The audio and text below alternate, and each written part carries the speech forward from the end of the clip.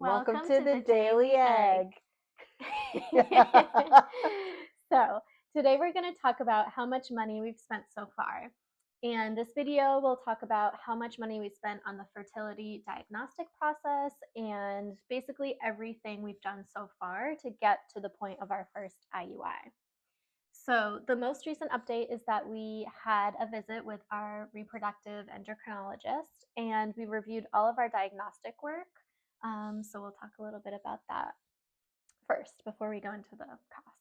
Yeah. You want to talk about what you learned about your fertility? Yeah. So we had our, recent virtual visit with our RE. And so I have some age-related fertility decline, but nothing that's abnormal. There were no major red flags, just like, hey, you're getting old and you're running out of eggs was the general conversation. But it's typical. Yeah, but it's typical. I'm 38. I'll be 39 in September. So most people's fertility declines after 35. So that was to be expected. But I still have, you only need one. So I have enough to get started. So we're going to start with unmedicated IUI. I think we talked about the difference last time. Yeah. And her, thing about it was she just wants to save us money and get us through the IUI process instead of spending a lot of money on taking medications and doing medicated IUIs. So we will make 6 IUI attempts before moving to IVF because, again, for insurance, basically have to prove I'm infertile by attempting to get pregnant through the IUI process before insurance would cover the IVF process. And that was one of my biggest questions at the visit was based on Ashley's fertility test, does it still make sense to try IUI 6 times? Because the more, we'll get into the cost later, but the more we try, the more sperm we're going to have to buy. And that's the most expensive to us in terms of cost. So my question for her was based on all these factors, would it be worth it to instead just pay for let's say 1 or 2 IVF cycles instead of going through insurance? Would it actually in the long run cost us less money? And she basically said it's not worth it because chances are you could still get pregnant with IUIs. And because it's covered through insurance, you might as well just do that and then go to IVF, which would also be covered through insurance if we needed to do that. Yeah, exactly. Because the IUI success rate is so low, especially when you're doing it naturally. I think it's maybe a 15% chance compared to IUI, which starts out low at my age, but increases the more times you do it. However, IVF. I'm sorry, instead of IVF. Yeah. So, but we're starting there, and I'm excited to start. That was my goal, was to start unmedicated and to, just because I'm tracking my ovulation, try naturally, as natural as possible. So then after we had that visit, we had essentially her and her team sent us a checklist of things we need to do to prepare for the first IUI. So one was we had to wait for some additional genetic testing from me to make sure that we could use the donor that we selected. And then we had to get approval from the team to that donor was okay. So that genetic testing ended up coming in shortly after that visit. And we were able to get confirmation that we could use that donor and we could go ahead and order the sperm. And then you had to get additional blood work done because, we're partners. And so they just, if we were a straight couple, each partner would have to get STI testing. Seems so irrelevant for me and my role in this process, but whatever. It's good to know, what my status is every year anyway. So yeah. we did that. Yeah. And then the way they explained it to us, because we did ask, we're is that really necessary for Danny to go in and get that testing, was that it's a part of their kind of workup to present to the insurance. Because when you're doing IUI with a donor sperm, you still have to get prior authorization. So they just needed all this info to go to the insurance. Then we also had to schedule a social work consult, which is also something you do if you have any donor pieces in the process. And the social worker, after we meet with them, has to send in a note on our behalf, and that gets included in that sort of process. And we also had to just sign some forms and check off some boxes that way. So we're hoping to get started this summer. And then with the social work eval, because we were talking about, can we use the therapist that we've already used, or does it have to be one like approved by them? And it sounds like the requirement is that it's someone who has experience doing these kind of evaluations, like third-party evaluations. And so, yeah, we chose to just go through someone that they recommended. So we have that next week. Yeah. Awesome. So, are you a nosy noodle? Do you want to get into how much money we've spent so far?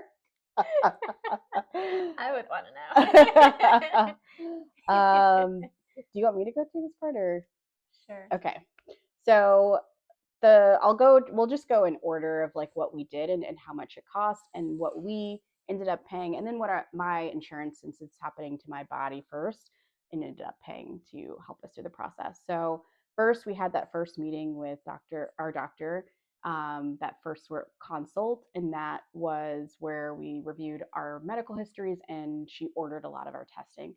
So that initial visit was $796, but that was covered fully by my insurance. And Blue Cross Blue Shield. Blue Cross Blue Shield, baby. And then I started the actual diagnostic testing. The first step was that day 3 blood work that we talked about.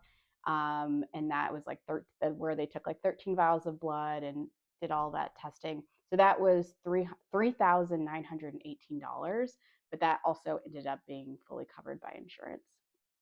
And then I had to go in and get the HSG, which was that more painful test that we talked about. And the total cost for that was $2,998, like a little under $3,000. It was partially covered by insurance. We had to cover $700 of it. And then I also had to get antibiotics as a part of that testing, which would cost us $1 for a couple of pills. And that same day I had an ultrasound that cost $856, and insurance covered most of that, and our cost was just $50. And then we needed to order additional genetic testing for the donor that we wanted, and the visit with the genetic counselor, and that testing was $245, which was covered by insurance. So the total cost of that process was $8,815. The majority of it was covered by insurance. So what we actually paid was just around $750. Yeah. Anything else about that? No, thanks to our wedding registry. Yeah. So you all paid $750. Yes, we were able to dip into like that savings, which is awesome. That was really helpful. So then some other things that we like did. So we joined. Do you want to talk about the Pregnant Together? Yeah, I think we mentioned it last time, but we're part of this like virtual support group community. We've been meeting people through it in person, which is great. And so that just costs $20 a month. And then other just like smaller costs that we have. So a sperm bank would typically cost, the one that we're going through typically costs about $150 for 90 days. But we have discount, or you can get a free membership, but it's $100. It's for like the elevated access, right? Yes, that shows like all of the information about the sperm donor, or more information than you would get with like the basic plan. Yeah. But thankfully we had discount codes, so we haven't paid anything for that yet. Yeah. Although we're getting to the end of our 90 days, but hopefully we'll have like bought the sperm and done everything we needed to do for them. Yeah. And then the only other things that we've gotten so far is just prenatal vitamins and CoQ10 supplements. And so both of those together were about $50 for like a few months. 5 months supply. 5 months supply. Yeah. Yeah. So that's like other things that we paid for just to like help out with that process. And then we have some upcoming costs. So obviously we have that social work consult. Unfortunately, one of the people they recommended was covered by my insurance. So the out-of-pocket cost for that will just be about $150. And then obviously we need to buy the sperm for the IUI process. We'll probably start with 4 vials, and you need 1 vial per cycle, and one vial of sperm costs around $2,000. So it's just a lot of money. Yeah, like $2,150. So the total cost for like that first like 4 vials will be around $8,780. And then we have to ship it to our fertility clinic, which will be around $400. And then we'll also have to store it because we will only need one per cycle. So we don't need to ship all of it. And then they have like a $50 monthly storage fee for the sperm that we purchase. Mm-hmm. Yeah. That's pretty much it. Yeah, that's it. I think that I think maybe it would be interesting to talk about next time how the process was like seeing a social worker. Yeah. I think for me it's kind of interesting to see this like sector of social work I've never really thought much about in terms of like the fertility industry. Right.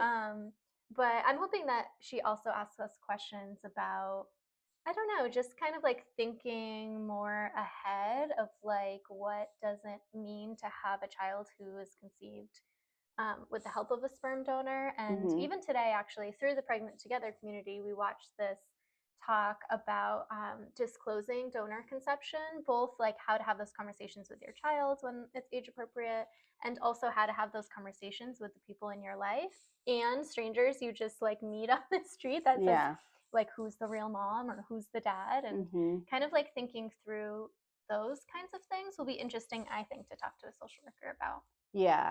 Yeah, it's another little plug for the Pregnant Together community because they do a lot of really great webinars in addition to the fact that you're getting connected to other queer people who are either parents or trying to conceive. But I really enjoyed it. It was hosted by a social worker, and it was a good early like thought, like an early step to take in thinking about like how are we going to talk about it with not only our kid but other people. So I'm really interested in what we'll get out of that social work visit. Perfect. So I think we'll wrap up there. Yeah, so that's it. All right. Until the baby comes.